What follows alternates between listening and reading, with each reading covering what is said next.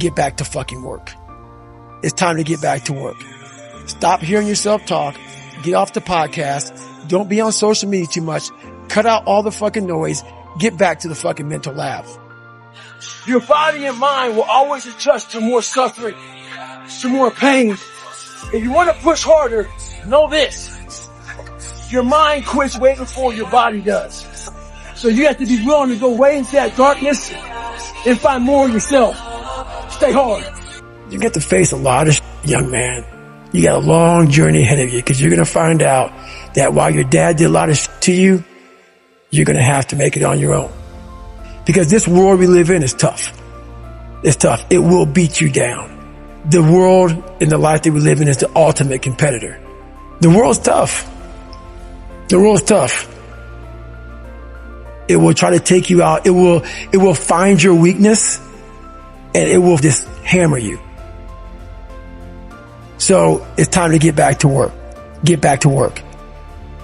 Stop hearing yourself talk. Get off the podcast. Don't be on social media too much. Cut out all the fucking noise. Get back to the fucking mental lab. Because that's where the knowledge came from. You need to get to a point in your life where there's nothing that can hurt you because you know exactly who you are. You've faced your demons. You were able to hear all your past traumas. You were able to listen to them. You're able to say, okay, now I can now talk to people about what I went through. I'm no longer embarrassed. I'm no longer ashamed. Being ashamed is one of the biggest things that kill people nowadays. In their minds, kill them from moving forward. I'm ashamed of myself. Don't ever be ashamed of anything you've done in your life. Face it, fix it, make it better. Everything I need is in my mental lab. Everything. Because I'm in constant study of myself. And I know what needs to be conquered because I'm constantly going through what I don't like, what I'm not comfortable with. I know, and only I can fix these problems because I have to face these problems. Unchosen suffering is going to happen, right? So the only thing that you can do is have some chosen suffering to prepare for it. It's the only thing you can do. That's the only thing you can practice for the unchosen suffering is have chosen suffering. Do something that sucks every day. I'm not trying to send a message of run 200 miles, be the baddest motherfucker in the world, but be tough. You better have a part about you that's tough, a part about you that can break down situations and get better. And break down situations very quickly within some trauma in your life, some devastation in your life, because it's going to come. The devastation, the trauma is going to come, and you can't allow that to become a Jersey barrier. It can't be a Jersey barrier. It has to be something that you can maneuver through very quickly and move forward. That takes a lot of toughness. Because a lot of people, when you die, they figure out why you died. They figure out how you died in the autopsy. But we never do a live autopsy to figure out why we're dying while we are alive. And I was dying. I was living every day, but I was really dead. And so I figured it out. And once I figured it out, I was able to reborn. I was able to be reborn.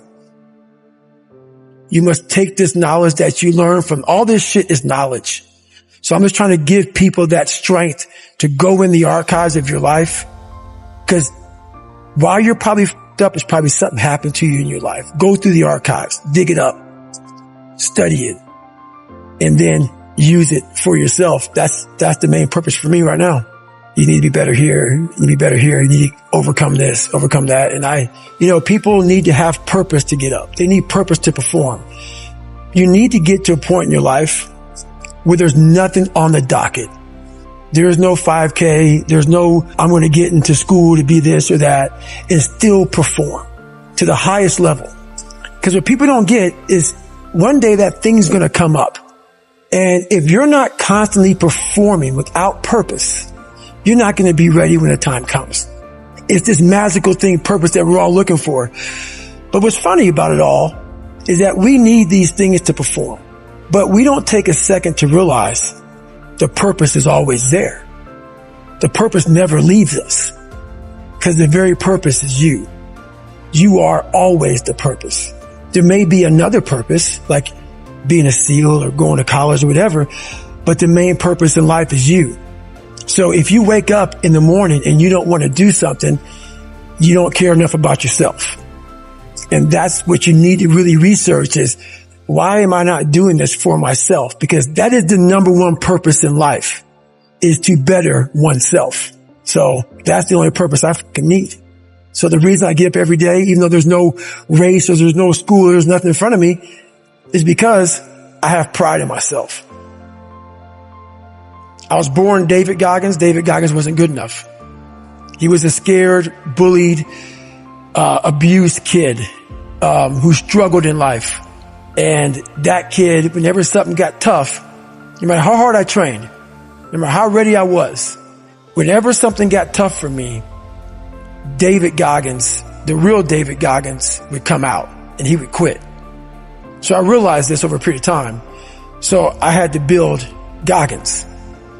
And in that process, that's where I get better.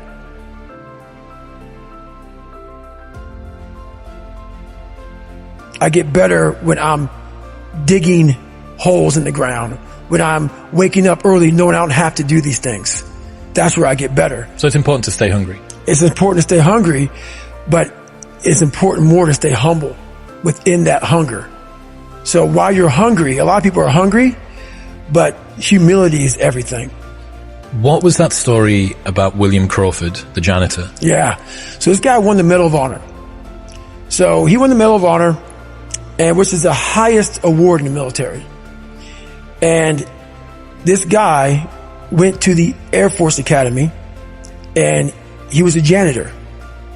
And no one knew who the f*** this man was. He had the highest award in all the military for heroics. For heroics, saving lives, putting his life on the line. You know, could have been killed. And he is now basically, cleaning shitters for young kids. And we can all imagine how that probably went. There's probably some, little bit of taunting here and there. And he just sat there and cleaned the shitter. So that's why he's in my trained humility part, because for this man to be at the level he was and have that kind of humility to go, I'm a Medal of Honor winner, but I'm going to put that in my closet, and I'm going to pick up my broom and dustpan, and I'm going to pick up, this rag and clean this for these young men.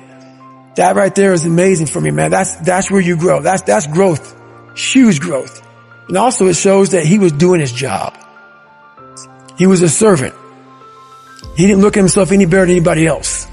The second you do that, you totally lost. You cannot look at yourself like people with me even. I always look at people. I know where you are. I know where, because I've been there. That's why I help so many people out.